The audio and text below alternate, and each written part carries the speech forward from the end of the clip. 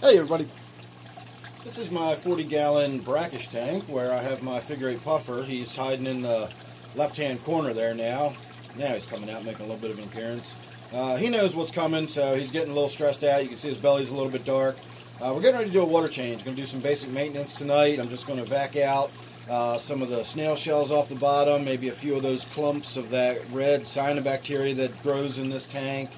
And then we're just going to do a simple 5-gallon out, 5 gallons back in, and that'll be that. I'm not going to worry about changing the filter or anything. Probably wipe down the front glass, but that's about it. So we're going to go ahead and get started.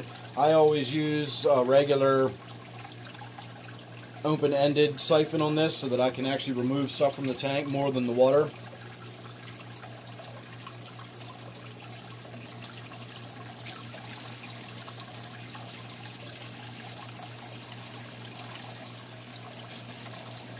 And we got a bunch of old snail shells, but I've also got some of that red cyanobacteria, whatever that stuff is that grows in here. I like to take out any big clumps of that as I see them. Now, I got some snails and stuff down on the far right end of the tank, but that's where Butterbean is right now, so I don't want to go down there and get him all disturbed. So now that he's moved, we'll come down here. Now, this snail shell is too big to actually fit in there, so I'm going to go ahead and just pull that one out manually.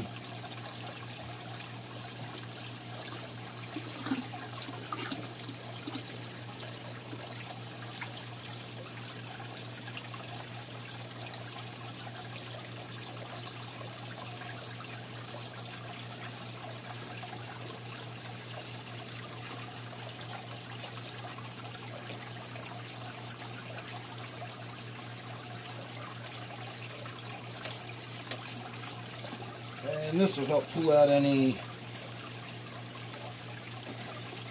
dead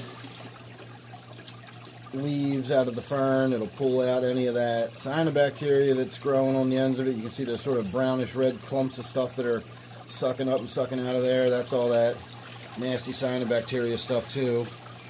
And of course I got some tips of some dead leaves and stuff that are coming out of there, so that's good.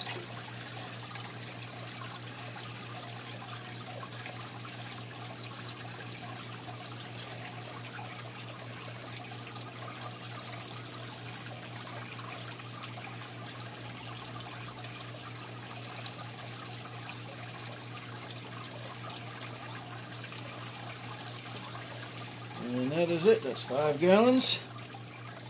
So let me run out and get something to wipe the glass down with.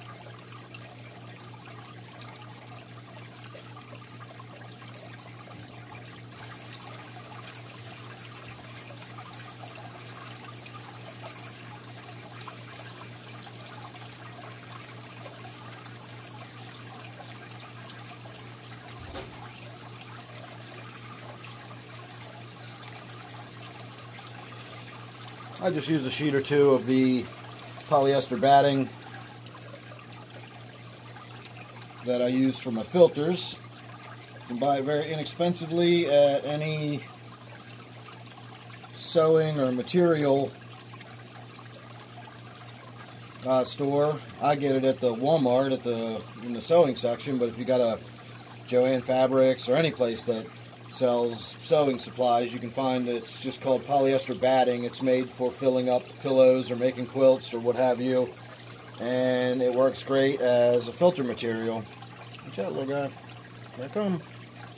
Watch out. Here I come.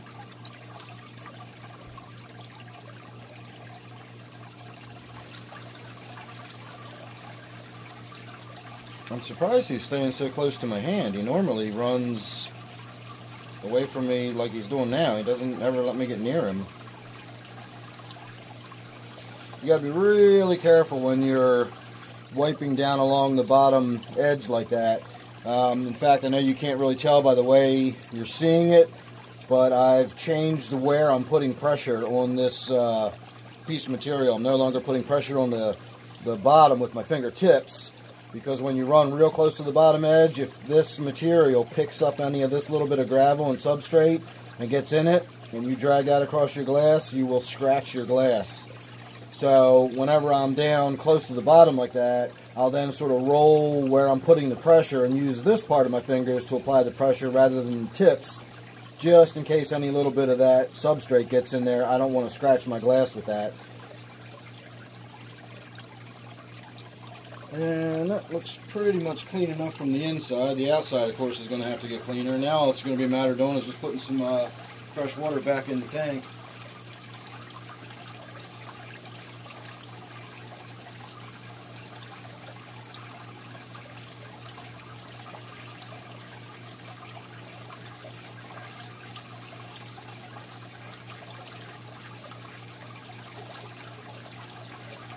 Well, I say fresh water. I don't mean fresh water. I mean new, clean water, but it is brackish water. Now I gotta find a scoop.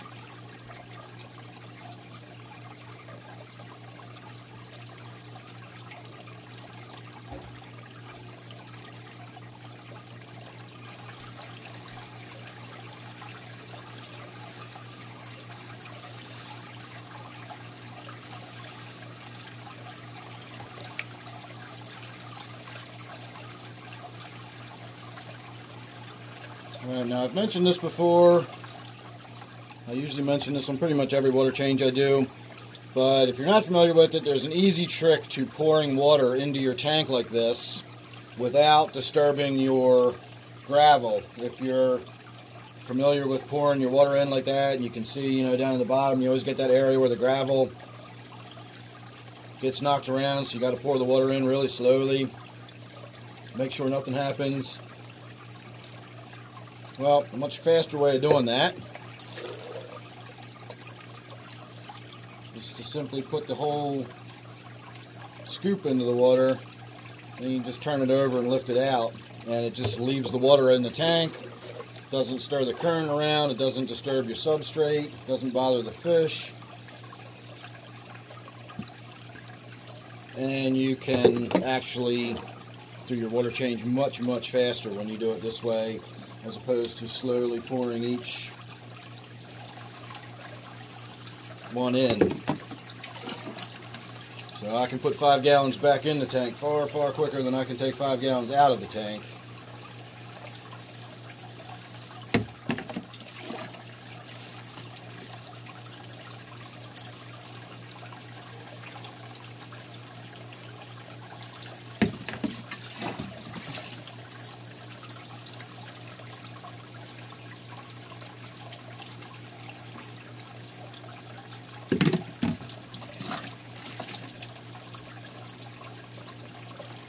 I don't know whether I should do a feeding video on the tank when I'm done or not. I don't know if Butterbean's going to be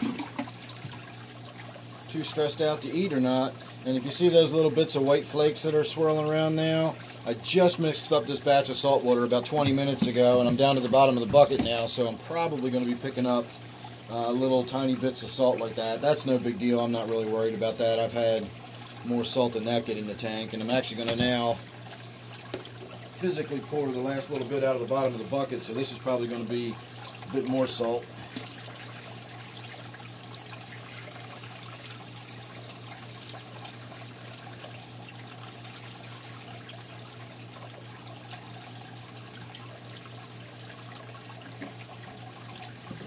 Not too bad. Alright, now let me go get a handful of snails, and we'll bring them back and see if Butterbean's interested in dinner.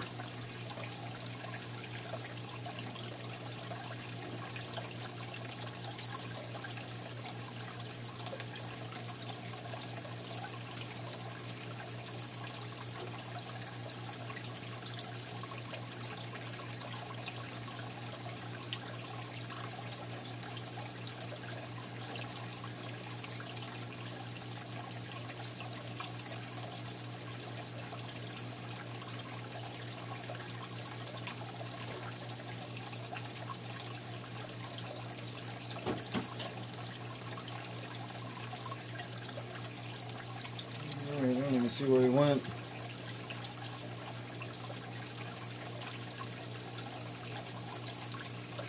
So there's some snails in the tank. And, oh, there he is. He's up in the top corner floating around.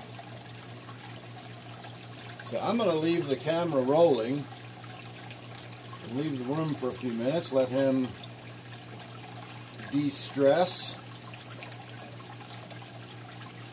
and see if he starts working on his dinner.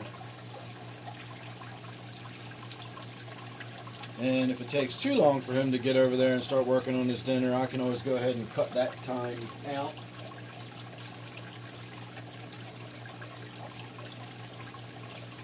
Just do one last thing before we're finished.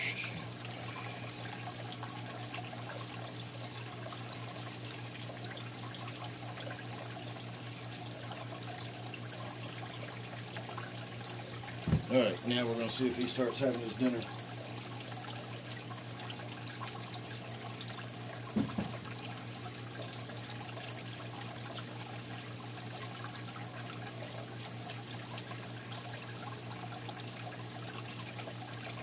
Yeah, I didn't think it would take him very long to find him.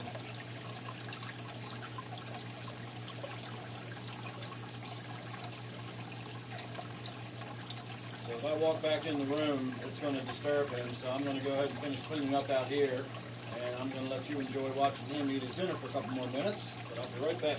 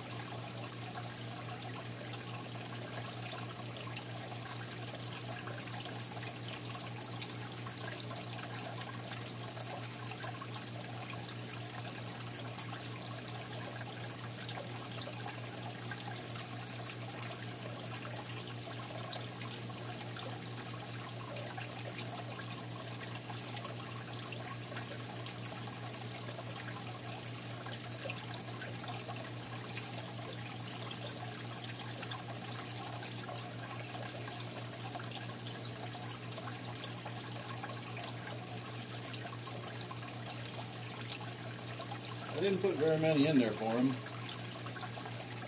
so I think he's probably found all the ones I've put in there so far.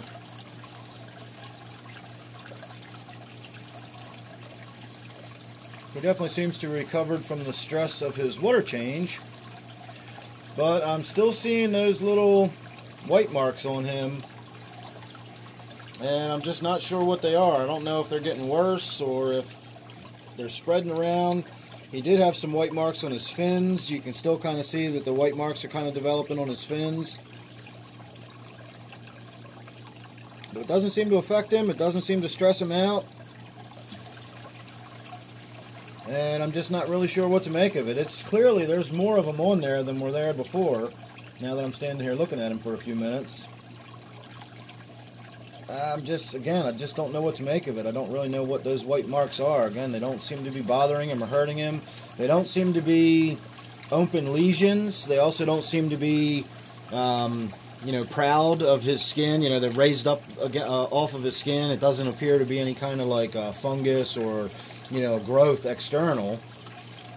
It almost looks like scarring or something. It's weird. I don't know, but I got to get on with getting my own dinner now, so I'm going to say thanks for watching this one. Don't forget to subscribe, and then don't forget, of course, that this one is my 40-gallon Brackish tank. So thanks for watching. Hope you enjoyed, and I will see you real soon on the next one.